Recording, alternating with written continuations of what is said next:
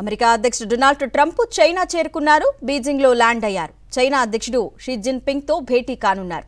గురు శుక్రవారాల్లో వివిధ అధికారిక కార్యక్రమాలతో పాటు జిన్పింగ్తో ద్వైపాక్షిక చర్చల్లో పాల్గొంటారు ట్రంప్. ఇరాన్ యుద్ధం, హార్ముజ్ సంక్షోభం, తైవాన్ తదితర అంశాలు ఎజెండాలో ఉన్నాయి.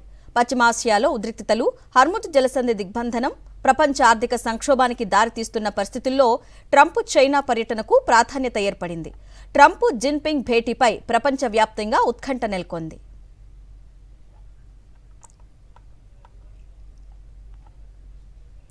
అమెరికా అధ్యక్షుడు డొనాల్డ్ ట్రంప్ చైనా చేరుకున్నారు.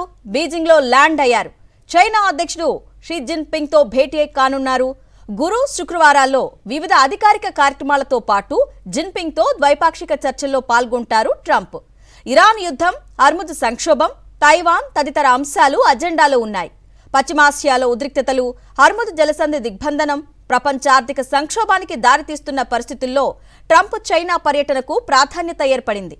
ట్రంప్ జిన్పింగ్ భేటీపై ప్రపంచవ్యాప్తంగా ఉత్కంఠ నెలకొంది.